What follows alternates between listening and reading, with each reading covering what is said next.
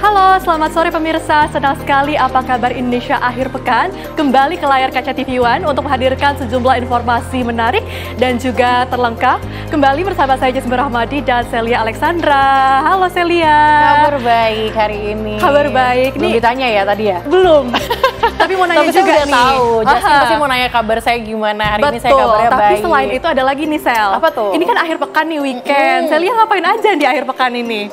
Sulit ya dijawab ya. Karena lagi kerja. Betul. Tapi tetap ini juga excited, tetap happy. Pastinya untuk menyapa pemirsa di rumah saat ini pasti lagi santai untuk menyaksikan apa kabar Indonesia akhir pekan bersama dengan Celia dan juga Jasmine. Kita langsung ke informasi pertama untuk Langsung Anda. saja Sel. Di mana di pemirsa Gunung Lewatobi laki-laki di Pulau Flores mengalami erupsi terus-menerus sejak semalam hingga Sabtu siang. Ya pemirsa, setelah istirahat selama sebulan terakhir, Gunung Lewatobi laki-laki di Pulau Flores, Kabupaten Vlottim kembali mengalami letusan yang signifikan. Data pos pengamatan Lewatobi laki-laki di Desa Pululera merekam erupsi berlangsung terus-menerus sejak Jumat malam hingga Sabtu siang. Saat erupsi gunung memuntahkan material abu vulkanik setinggi 800 meter hingga 6 km ke arah barat dan juga barat laut, dan juga disertai gemuruh yang kencang. Akumulasi durasi letusan berlangsung selama 5 menit dengan kekuatan amplitudo mencapai 37 mm. Hingga pukul 11.18 waktu Indonesia Tenggara, gunung pun mengalami erupsi dengan ketinggian 1,2 km.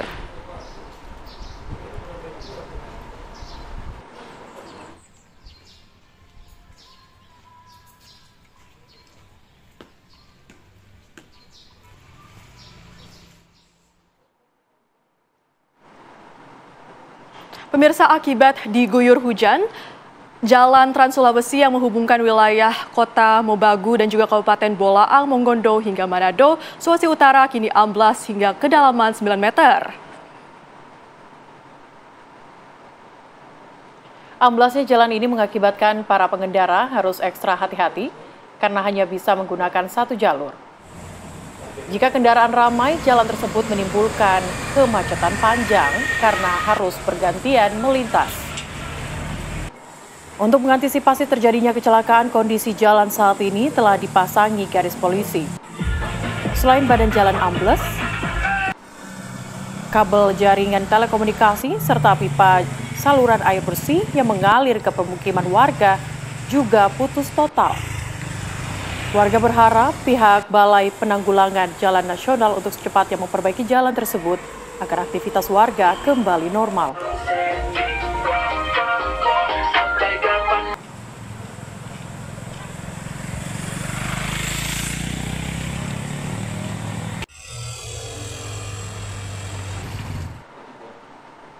Kita beralih ke informasi lainnya untuk Anda pemirsa kali ini dari wilayah Papua, di mana kepolisian daerah Papua mengerahkan 110 personil BRIMOB untuk membantu Polres Yalimo mengamankan situasi pasca kericuhan di Kabupaten Yalibo, Papua Pegunungan. Dan langkah itu diambil guna memastikan stabilitas keamanan serta mencegah potensi meluasnya konflik. Selain menjaga keamanan, aparat juga membantu evakuasi ratusan warga, mengamankan jalur transportasi, dan mendukung penyaluran logistik ke masyarakat terdampak. Akibat kericuhan ini, ratusan warga non-Papua yang tinggal di distrik Elelim dan sekitarnya memilih untuk mengungsi ke sejumlah pos keamanan. Berdasarkan data kepolisian, ada sekitar 350 orang yang saat ini mengamankan diri di Polres Yalimo. Sementara itu, 35 kepala keluarga memilih mengungsi ke Polres Jayawijaya yang berbatasan langsung dengan Kabupaten Yalimo.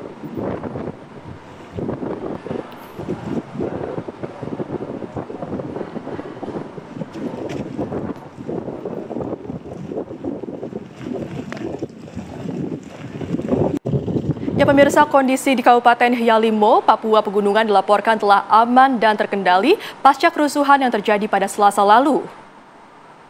Polda Papua memastikan aparat gabungan telah berhasil menguasai situasi meskipun kerusuhan ini menyebabkan kerugian material dan korban jiwa. Kabid Humas Polda Papua, Kombes Pol Cahyo Soekarnito menyatakan saat ini tim gabungan dari Polres Yalimo dan BRIMOB masih terus melakukan olah tempat kejadian perkara serta penyisiran di beberapa titik untuk memastikan keamanan. Polda Papua menghimbau seluruh masyarakat untuk tidak mudah terprovokasi.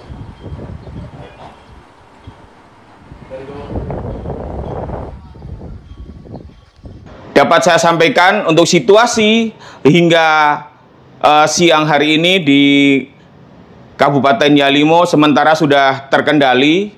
Untuk kegiatan aparat keamanan khususnya Polres Yalimo di backup dari Satbrimob Polda Papua melaksanakan penyisiran dan olah TKP. Dan daerah Papua menghimbau kepada seluruh masyarakat, seluruh elemen masyarakat untuk mari kita bersama-sama menjaga situasi Kamtibmas untuk saat ini tidak terpengaruh oleh provokasi, ujaran kebencian maupun berita-berita hoaks yang sengaja disebarkan oleh pihak-pihak yang tidak bertanggung jawab.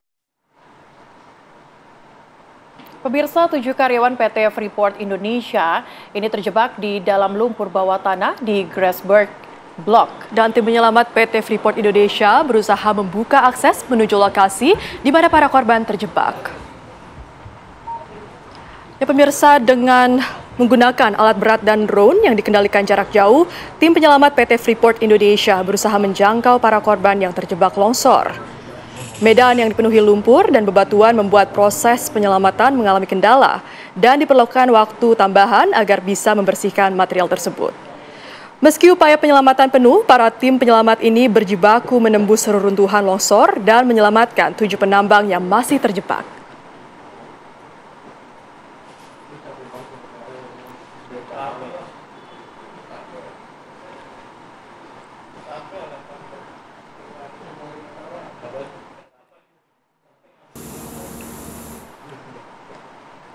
Berikutnya pemirsa, Polres Metro Jakarta Timur ini melakukan aksi nyata melalui pembagian sembako gratis di Masjid Nurul Amal Cakung, Jakarta Timur.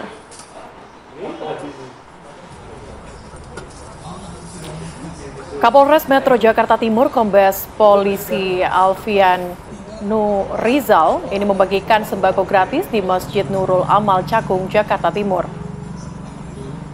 Sebanyak 500 paket sembako dibagikan dalam kegiatan ini. Tak hanya ditunjukkan untuk para jemaah masjid, tetapi juga disalurkan kepada warga sekitar yang membutuhkan. Masing-masing paket sembako berisi beras seberat 3 kg, minyak goreng 1 liter, dan gula pasir 1 kg.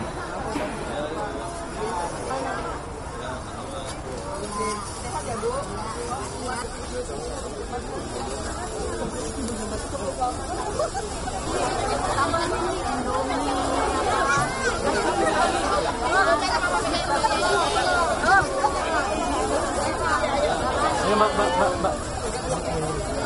Ayo silakan.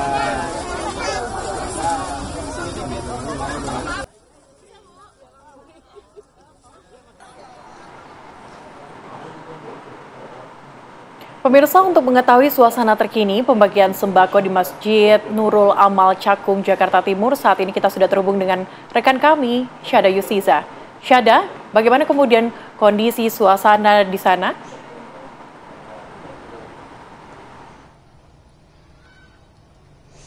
Baik, selamat siang Jasmine, Celia, dan juga pemirsa. Untuk kondisi terkini, memang keberlangsungan dari pembagian sembako gratis ini sudah selesai. Kalau tadi kami melihat bagaimana masyarakat sangat antusias untuk menerima sembako dari Kapolres. Kali ini kita langsung aja tanya ke Kapolres Metro Jakarta Timur, Kombes Pol Alfian Nurizal. Kira-kira gimana ya mereka, gimana beliau melihat dari masyarakat yang menerima sembako tersebut. Sudah tergabung bersama saya Bapak Kapolres di sebelah sini. Halo Bapak. Assalamualaikum warahmatullahi wabarakatuh, Mbak Sada.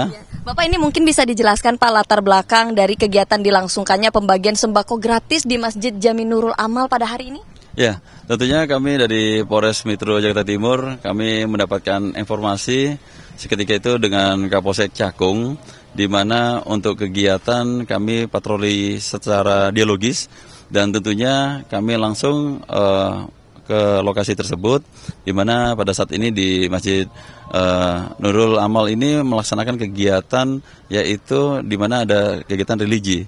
Nah, sehingga kami langsung melakukan kegiatan bakti sosial pembagian sembako kepada jamaah yang ada di Masjid Nurul Amal ini. Nah, mungkin boleh ditegaskan kembali Pak, seberapa banyak paket sembako ini yang dibagikan ke masyarakat? Ya, alhamdulillah kami sudah bisa memberikan kepada sembako ini berupa beras, minyak, gula sebanyak 500 paket dan tentunya sebagian juga kita berikan kepada warga sekitarnya.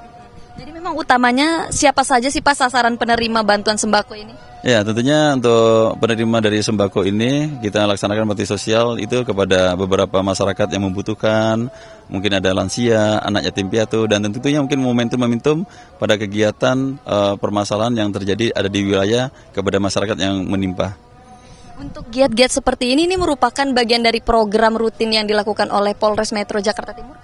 Ya, ini kegiatan rutin yang dilakukan oleh Polri, sehingga kita punya hashtag Polri untuk masyarakat, di mana kegiatan peduli pada masyarakat ini adalah kegiatan untuk menjaga hubungan erat terhadap masyarakat dan ulangi, maksud kami Polri dengan masyarakat dan tentunya dengan kegiatan bakti sosial memberikan sembako kepada masyarakat tersebut. Terakhir harapannya nih Pak, dan tadi bagaimana melihat antusiasme masyarakat menerima sembako? Iya, tentunya kami mengucapkan alhamdulillah ya Rabbal Alamin, di mana masyarakat, jamaah, dan warga sekitar di Jatinegara, Kecamatan Cakung ini sangat antusias. Tentunya kami berharap untuk kegiatan bakti sosial ini adalah sebagai kolektif membangun kesadaran, semangat gotong royong untuk menjaga keamanan dan ketertiban masyarakat di wilayah kita. Baik, luar biasa. Terima kasih banyak Pak Alfian. Luar biasa, itu tadi dia Celia dan juga Jasmine bagaimana kegiatan pembagian sembako ini dilakukan sangat antusias dan memang dipantau langsung oleh Pak Kapolres, dan nantinya ini juga merupakan bagian dari koneksi yang baik ya Pak antara Polri dan juga untuk masyarakat. Sementara update-nya demikian dari Masjid Jami Nurul Amal, saya kembalikan ke studio. Terima kasih Syahda Yustiza mengabarkan langsung dari Cakung, Jakarta Timur. Terima kasih Syahda. Dan pemirsa, seorang security di Batam, Kepulauan Riau diamuk massa setelah menendang dagangan warga. Informasi selengkapnya usai jeda, tetaplah bersama kami. Terima kasih Anda kembali di Apa Kabar Indonesia Akhir Pekan. Pemirsa, seorang security di Batam, Kepulauan Riau diamuk massa setelah menendang dagangan warga. Kejadian bermula dari sejumlah security yang mencoba menertibkan pedagang agar tidak berjualan di lokasi tersebut.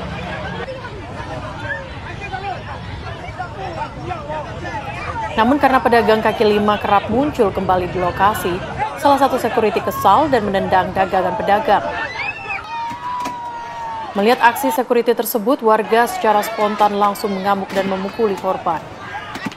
Beruntung, korban dapat melarikan diri, namun korban mengalami sejumlah luka di bagian kepala dan tangan di bagian tubuh lainnya.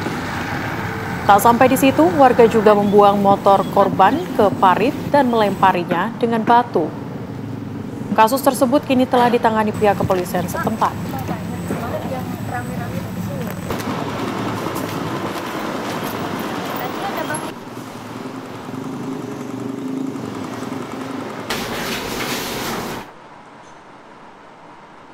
Pemirsa, ini viral di media sosial, di mana video seorang oknum anggota DPRD Provinsi Gorontalo berinisial WM yang melontarkan kalimat sedang merampok uang negara dengan penggunaan dana perjalanan dinas menuju Makassar. Aman negara Makassar kita, Ji. Kita hari ini menuju Makassar menggunakan uang negara. Kita rampok aja uang negara ini kan. Inilah pemirsa, sebuah video yang melibatkan oknum anggota DPRD Gorontalo viral di media sosial. Video tersebut memperlihatkan seorang oknum yang diduga anggota legislatif Provinsi Gorontalo yang melontarkan pernyataan kontroversial dan membuat kecewa masyarakat Gorontalo. Dalam video yang diduga berinisial WM alias Wahyu Moridu berbicara dengan kata-kata yang tak pantas diucapkan. Oknum anggota DPRD dari PDIP ini menyampaikan bahwa dirinya sedang merampok uang negara dengan menggunakan dana perjalanan dinas menuju Makassar. Sementara itu, Badan Kehormatan DPRD Provinsi Gorontalo sudah mendapatkan informasi terkait video viral itu dan akan segera menindaklanjuti permasalahan tersebut. Badan Kehormatan pada Senin mendatang akan meminta klarifikasi kepada oknum anggota DPRD yang viral tersebut.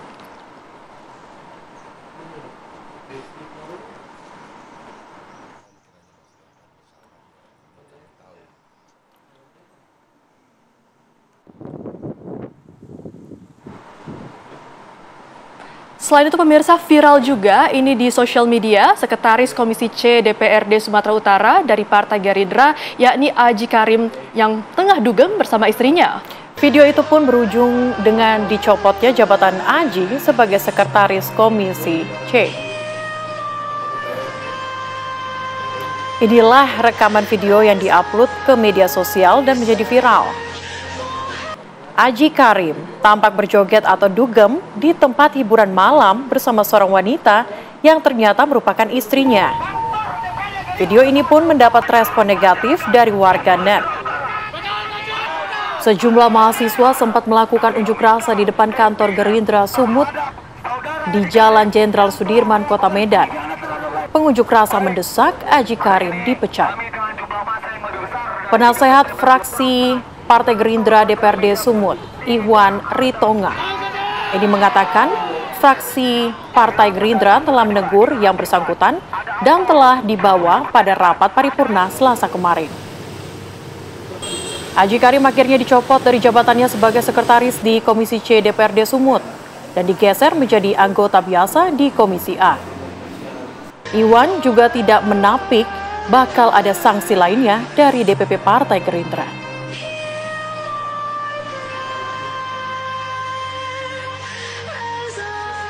Kami kan menilai bahwasanya itu adalah memang menyalahi, tapi tidaklah etika total gitu ya. Kenapa saya sampaikan itu? Dia juga kan pertama bukan di Indonesia, yang kedua juga dia kan sama istrinya, ya istrinya gitu ya. Artinya tapi karena ini didesakan oleh masyarakat, nggak apa-apa.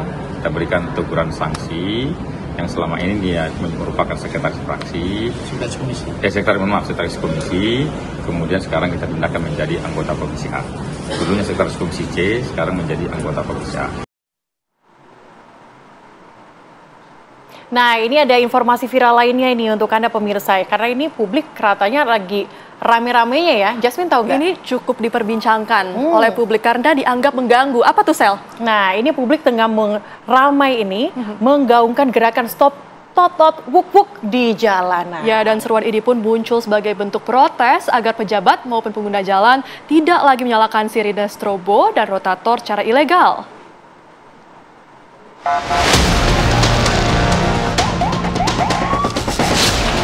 Publik di tanah air kini tengah ramai menggaungkan gerakan stop totot wuk-wuk di jalan. Seruan ini muncul sebagai bentuk protes agar pejabat maupun pengguna jalan tidak lagi menyalakan sirine, strobo, dan rotator secara ilegal. Gerakan yang awalnya berasal dari celetukan di media sosial, amplifikasinya terus meluas. Beberapa pemilik kendaraan bahkan memasang stiker yang bertuliskan bahwa hak pengguna jalan sama karena sama-sama membayar pajak.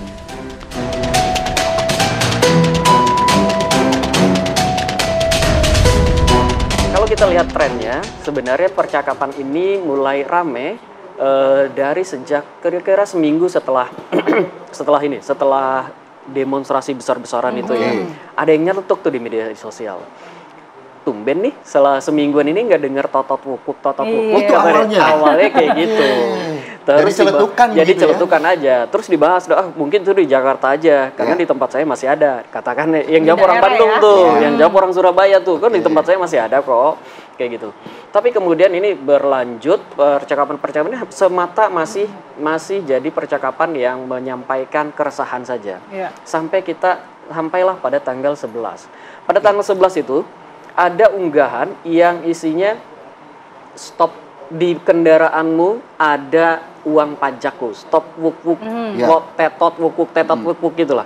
Nah itu kemudian diamplifikasi oleh publik, diamplifikasi oleh banyak orang karena dianggap itu mewakili betul keresahan mereka, kemarahan, kekesalannya gitu.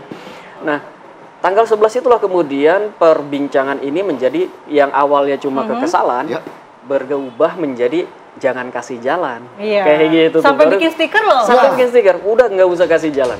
Dari tanggal 11. Ya wak gimana orang pada manjat wak. Protes yang masif ini terus digaungkan oleh warganet lantaran merasa terganggu saat beraktivitas di jalan raya.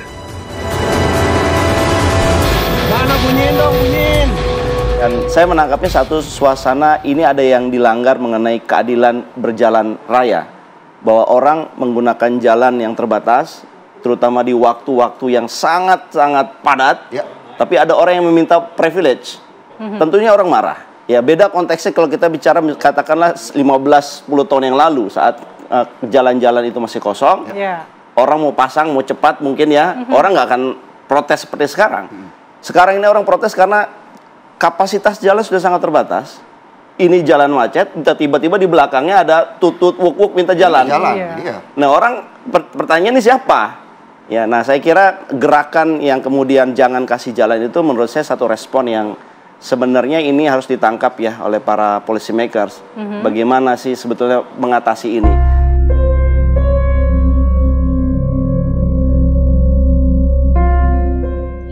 Mengacu pada Undang-Undang tentang Lalu Lintas dan Angkutan Jalan, penggunaan strobo, sirine, dan rotator sejatinya hanya diperbolehkan untuk kendaraan tertentu yang memiliki hak utama, seperti pemadam kebakaran, kendaraan untuk pertolongan saat kecelakaan, ambulans, kendaraan pimpinan negara, hingga iring-iringan pengantar jenazah. Artinya kendaraan pribadi tidak diperbolehkan menggunakan sirine dalam kondisi apapun. Jika melanggar, bisa dipidana dengan ancaman penjara paling lama 1 bulan atau denda paling banyak Rp250.000. Tim TV One mengabarkan.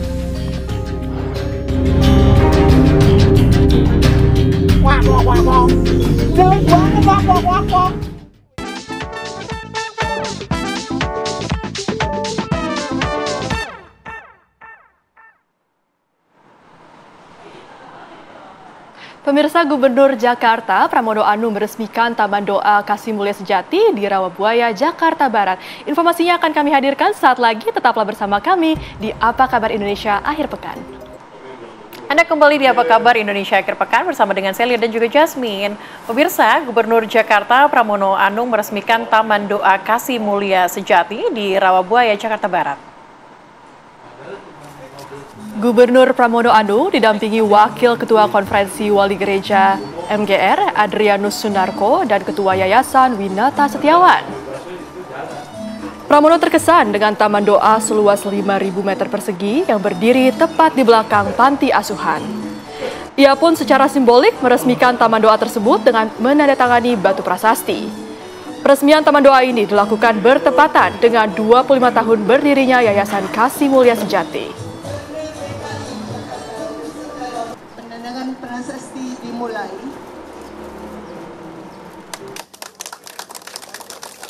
Dengan luas 1 hektar, kemudian 5.000 dipakai khusus untuk Taman Doa ini. Mudah-mudahan ini bermanfaat terutama bagi warga Katolik.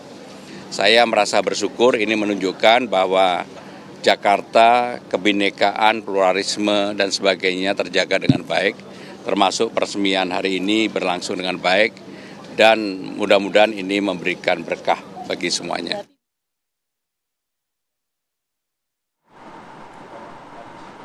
Sementara itu pemirsa, Ketua Umum Partai Hanura Usman Sabtaodang melantik 50 pengurus baru Dewan Pimpinan Daerah DPD Partai Hanura Provinsi Sulawesi Selatan.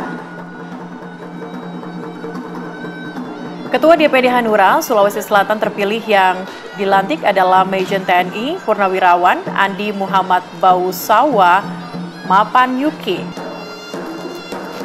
Dari 50 pengurus DPD Partai Hanura Sulsel periode 2025-2030 yang dilantik, 30 diantaranya merupakan perempuan dan sebagian besar berasal dari kalangan muda.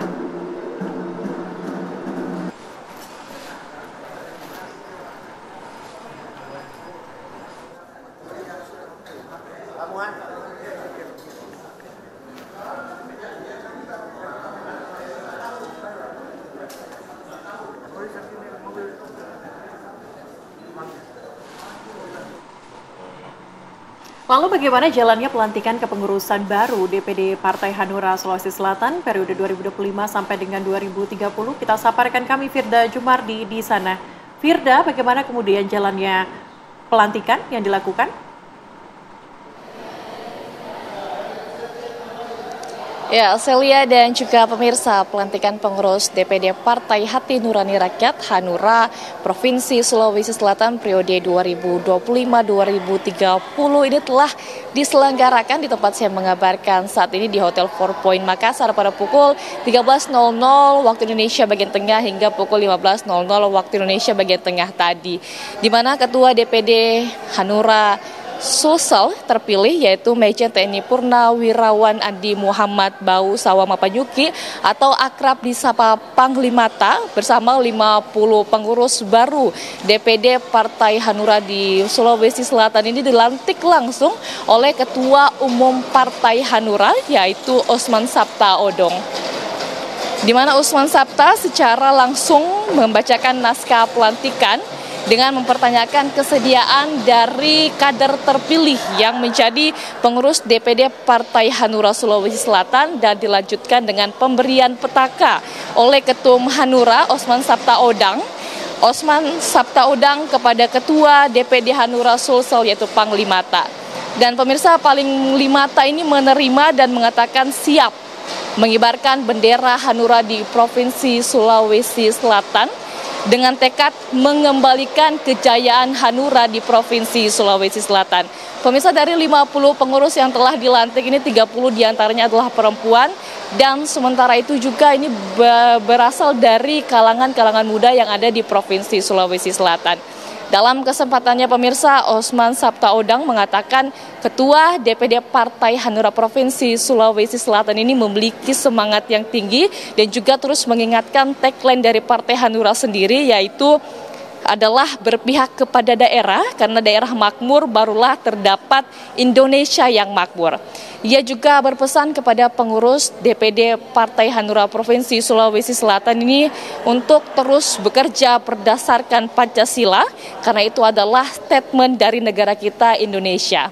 Tentunya kehadiran Ketum Partai Hanura ini sebagai bukti perhatian besar kepada Sulawesi Selatan. Demikian, Celia. Baik, artinya ini pelantikan berjalan dengan lancar. Terima kasih Firda Nyumadi mengabarkan langsung dari Makassar, Sulawesi Selatan. Dan pemirsa, beredar video bernarasi dugaan praktik gadai syara tidak masuk akal di Kota Semarang dan viral di media sosial. Kami akan hadirkan informasi selengkapnya usai jeda. Tetaplah bersama kami. Terima kasih pemirsa, Anda kembali di Apa Kabar Indonesia Akhir Pekan bersama saya Jasmine dan Celia. Pemirsa, gelaran TNI Fair 2025 jadi ajang pamer kekuatan alutsista terbaru milik TNI. Berlangsung di kawasan Monas, Jakarta Pusat, pameran ini menarik antusiasme warga yang ingin melihat dari dekat berbagai peralatan tempur canggih TNI. Dan berikut laporan reporter TV One Putri Sofia dan juru kamera Ahmad Budiman untuk Anda. Pemirsa, gelaran TNI Fair 2025 telah dimulai hari ini, Sabtu 20 September 2025. Dan rangkaian acara sudah sangat antusias begitu didatangi oleh para masyarakat, tetapi ini salah satu yang menjadi daya tarik bagi masyarakat untuk datang ke Monas, Jakarta adalah bagaimana pameran alutsista terbaru dan tercanggih dari TNI Angkatan Darat, TNI Angkatan Laut, dan juga TNI Angkatan Udara.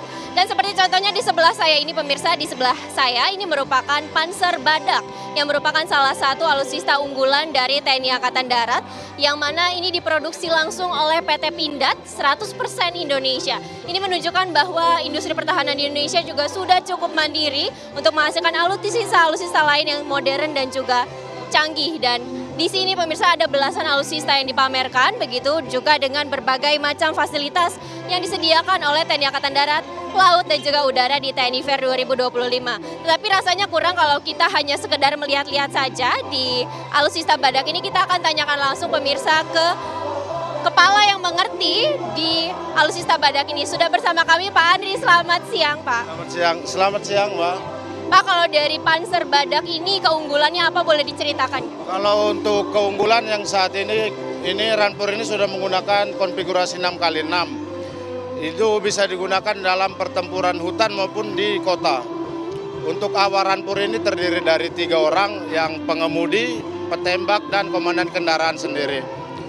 Untuk senjatanya kita menggunakan kanon dan SM2, yang seperti yang kita lihat ada kanon dan senjata bantuan yang di atas. Untuk berat total kendaraan ini yaitu 17 ton. untuk Rampur Badak sendiri merupakan buatan Pindad atau buatan karya anak Indonesia sendiri. Ini berarti full 100% buatan dalam negeri ya Pak? Ya. Ini Rampur ini full buatan dari Pindad sendiri. Terima kasih banyak Pak Ari, tadi juga saya sudah dipersilahkan begitu pemirsa untuk melihat langsung bagian dalam dari alutsista badak ini. Tadi saya mencoba di bagian kemudi bahwa untuk konfigurasi ini digunakan oleh sistem otomatis begitu, dan di bagian belakang merupakan tempat bagi para penembak untuk memberikan beberapa tembakan begitu. Dan memang ini merupakan salah satu alutsista hasil buatan PT Pindad 100% Indonesia. Dari Jakarta, Putri Sofia, Ahmad Budiman, TV One mengabarkan.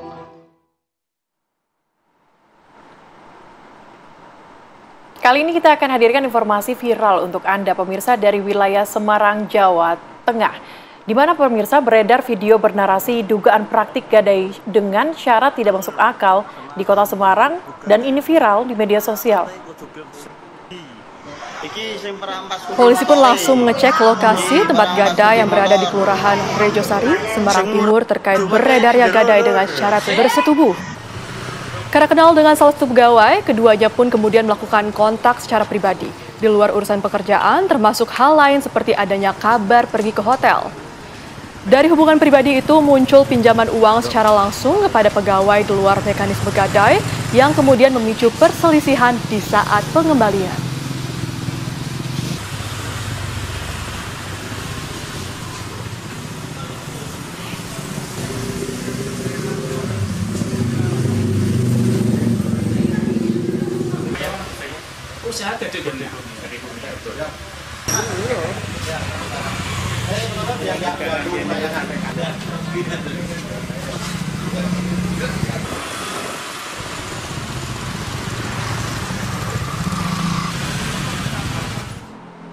Pemirsa, dan untuk mengetahui informasi terbaru dari beredarnya video viral bernarasi dugaan praktik gadai yang syaratnya tidak masuk akal di kota Semarang, Jawa Tengah, sudah terhubung dengan kami, yakni narasumber kami, Ibtu Andi Susanto, Kapolsek Semarang Timur, dan juga Rudi, pemilik tempat gadai. Pertanyaannya ini adalah kepada Pak Ibtu Andi Susanto terlebih dahulu. Selamat sore, Pak Andi.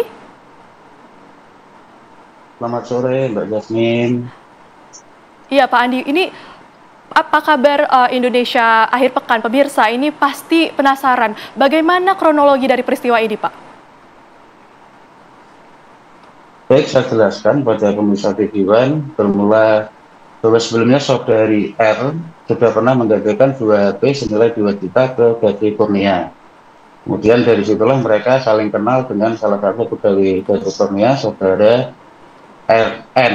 Nah, kemudian pada pertengahan bulan Agustus 2025, saudara R menghubungi saudara N untuk meminjam uang secara pribadi sejumlah 3 juta. Akhirnya mereka sepakat, dan mengenai kesepakatan ini adalah kesepakatan mereka berdua di luar mekanisme gadai. Kemudian tanggal 13 September 2025, bapaknya saudari R datang ke gadai membawa uang 2 juta untuk mengambil 2 unit HP yang mau digadai. Namun terjadi selisih paham dengan ibu dari karyawan Gadai Kurnia yang menginginkan uang gadai agar uang yang dipinjamkan anaknya dikembalikan terlebih dahulu. Namun tidak mencapai kesepakatan. Kemudian pada hari Minggu tanggal 14 September 2025, saudari R beserta 2 temannya datang ke Gadai Kurnia untuk mengambil 2 HP tersebut, dan 2 temannya tadi salah satunya merekam yang kemudian menjadi viral di medsos. Nah, dari kejadian itu kemudian pemilik gadai yang saya datangi ke TKP, kita klarifikasi, kita konfirmasi, dan kita kumpulkan bahan keterangan bahwa perbuatan tersebut adalah perbuatan kesepakatan pribadi di luar mekanisme gadai antara saudari R dengan saudari N yang karyawan tersebut. Untuk menghindari cekcok, akhirnya HP diserahkan kepada saudari R oleh saudari N. Demikian kronologi singkatnya. Oke, tadi sempat Anda sampaikan bahwa ini kesepakatan pribadi, tapi apakah nanti akan ditindak secara hukum atau bagaimana? Setelah berita viral tersebut, sampai saat ini belum ada laporan ke pihak kepolisian, namun karena beritanya viral, kita memiliki kewajiban untuk mengecek kebenaran informasinya, dan nanti pemilik jadi juga akan menerangkan bahwa hasil klarifikasi kami yang memviralkan pengunggah video tersebut juga sudah mengklarifikasi, meminta maaf, dan menghapus video yang dia upload. Jadi tidak ada laporan dari pihak-pihak yang merasa dirugikan sampai dengan saat ini. Baik, terima kasih Pak Andi. Sekarang kita beralih ke Mas Rudi nih sebagai pemilik tempat gadai. Pak Rudi, mungkin pertama-tama bisa dijelaskan terlebih dahulu, apakah ada dampak dari viral kasus ini terhadap tempat gadai Mas Rudi sendiri? Selamat sore untuk Mbak Jasmine dan Mbak Celia ya. Untuk dampaknya sih, untuk saat ini, sampai dengan saat ini, toko kami masih berjalan dengan semestinya, masih buka seperti sedia kala. Cuman saya berterima kasih untuk pihak kepolisian yang sudah secepat segera mengklarifikasi video tersebut supaya informasinya tidak bias kemana-mana gitu, Mbak. Oke, tapi Pak Rudi, mengenai karyawan yang kerja di sana, apakah sudah diberikan sanksi mungkin atau dipecat dari tempat Anda? Karena sudah melanggar, termasuk melanggar aturan di peraturan di tempat kami, makanya sejak kejadian itu esoknya sudah kami tetap langsung di tempat kami. Oke, singkat saja Pak Rudi, mungkin mengenai apa yang sudah dipinjam atau digadaikan ini mengenai 3 juta rupiah itu bagaimana sistemnya? Apakah nanti akan dikembalikan atau seperti apa? Seperti yang sudah diterangkan Bapak Aibtu Andi, tadi untuk HP sudah kita kembalikan, cuman untuk masalah pembayaran masih kurang sekian rupiah lah. Cuman informasinya mau ada etikat baik untuk melunasi kekurangannya seperti itu. Baik, terima kasih atas waktunya Pak Rudi sebagai pemilik tempat gadai, dan sebelumnya juga ada Ibtu Andi Susanto sebagai Kapolsek Semarang. Kita harapkan bahwa peristiwa ini bisa terselesaikan dengan baik. Terima kasih. Nanti kalau misalnya ada syarat-syarat yang seperti ini, kita harus laporkan begitu ya, Jasmine ya. Ini jadi juga menjadi pelajaran. Yes. Oke, baik. Kita akan kembali lagi ya Jasmine dengan informasi lainnya. Tetaplah bersama kami di Apa Kabar Indonesia Akhir Pekan. Pemirsa, Anda kembali di Apa Kabar Indonesia Akhir Pekan. Pemirsa, Cheongju, Korea Selatan menjadi tuan rumah konferensi tingkat tinggi perdamaian dunia. Tidak hanya soal diplomasi, forum ini juga memberi perhatian khusus pada peran perempuan. Melalui International Women Peace Group, para tokoh perempuan dunia dapat berbagi pengalaman dan merumuskan langkah nyata untuk mewujudkan perdamaian. Dan berikut laporan Rehana dari Korea Selatan. Ya pemirsa, KTT Perdamaian Dunia saat ini sedang dilaksanakan di tempat saya menggambarkan di Cheongju, Korea Selatan, di mana memang ada banyak sekali delegasi yang hadir dari seluruh dunia. Jumlahnya sendiri pemirsa ada ratusan, namun ini juga merupakan agenda tahunan yang dilaksanakan oleh 3 organisasi yang berbeda. Dan saat ini saya mendapatkan kesempatan untuk langsung melihat bagaimana sebetulnya diskusi yang dilakukan oleh International Women Peace Group, di mana di International Women Peace Group ini banyak sekali para wanita-wanita yang berasal dari seluruh negara, kemudian juga berkumpul untuk membicarakan apa sebetulnya masalah-masalah yang ada di negara masing-masing, yang kemudian juga setelah dilakukan apa itu perencanaan ke depannya, terutama bagi perempuan dan juga bagi anak keseluruhan. Nantinya forum-forum ini pemirsa kemudian akan diadvokasikan kepada seluruh masyarakat yang ada di negaranya masing-masing. Ini juga sebagai misi dari International Women Peace Group untuk kemudian juga membuat wanita di seluruh dunia ini terutama menjadi lebih berharga, kemudian juga bebas dari kekerasan, dan tentunya bisa lebih merdeka. My message of peace from Belize to the world would be to always walk in peace and to be channels of peace.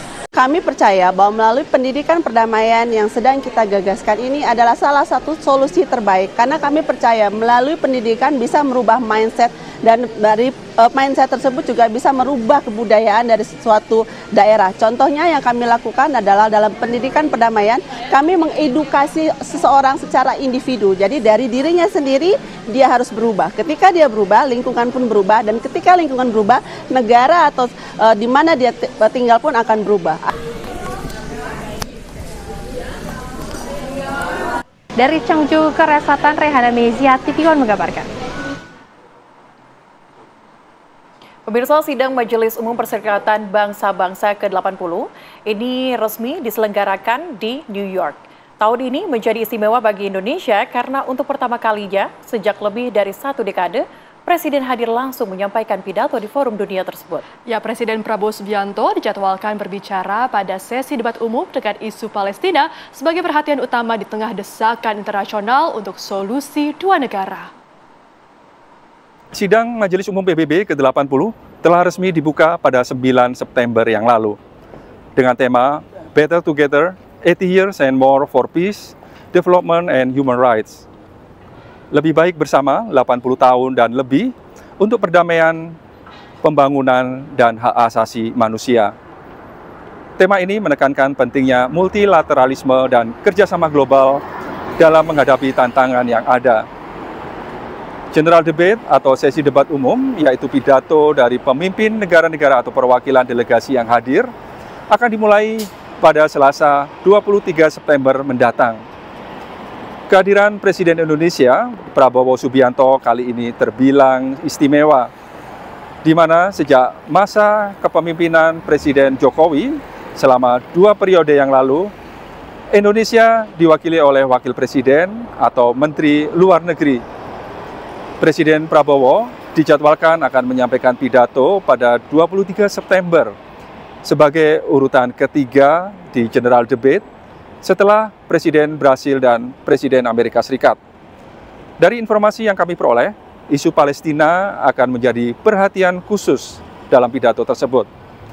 Kementerian Luar Negeri Indonesia menegaskan bahwa isu tersebut akan diangkat dalam pidato Presiden Prabowo, termasuk dukungan untuk solusi dua negara, kondisi kemanusiaan di Gaza, dan pengakuan internasional terhadap Palestina.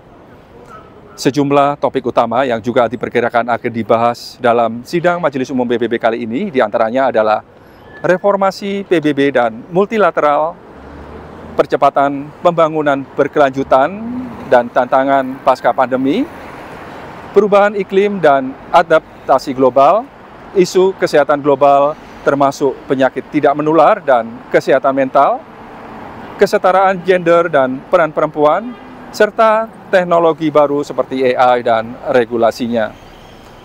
Pemirsa, kehadiran Presiden Prabowo dan isu Palestina yang dipertegas membuat sidang Majelis Umum PBB yang ke-80 ini memiliki nilai diplomatik besar bagi Indonesia di pentas internasional. Dari markas besar PBB di kota New York, Amerika Serikat, Yandri Spokti TV One mengabarkan. Pemirsa, kita beralih ke informasi dalam negeri, di mana harga bahan pangan di daerah terpantau mengalami kenaikan. Di Boyolali, Jawa Tengah, penjual daging ayam mengeluhkan sepinya pembeli karena harga daging ayam terus meroket. Sementara di Bandung dan juga Banjar, Jawa Barat, harga cabai dan bumbu dapur terpantau melambung tinggi.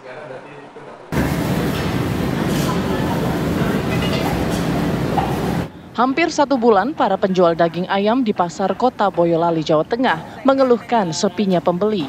Bahkan penjualan mereka turun hingga 50%. Hal tersebut diakibatkan harga daging ayam yang terus meroket yang menembus harga Rp38.000 per kilogram.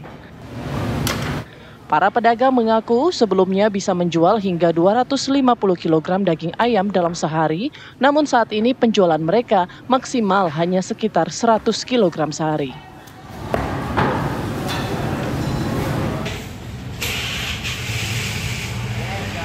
Harga sejumlah komoditas pangan di Banjar, Jawa Barat seperti ayam dan bumbu dapur terpantau melambung tinggi. Kini 1 kg daging ayam potong dijual Rp40.000 dari sebelumnya Rp28.000 per kilogram. Selain daging ayam, kenaikan harga pangan juga terjadi pada sejumlah komoditas bumbu dapur seperti bawang merah dan cabai merah. Pedagang memperkirakan beberapa waktu ke depan harga cenderung naik terus. Bawang. Dan pemirsa, demikian apa kabar Indonesia akhir pekan hari ini. Mewakili kru yang bertugas, saya Jasmine Rahmadi dan Sally Alexandra. Pamit undur diri, terima kasih. Sampai jumpa. Happy weekend. Happy weekend.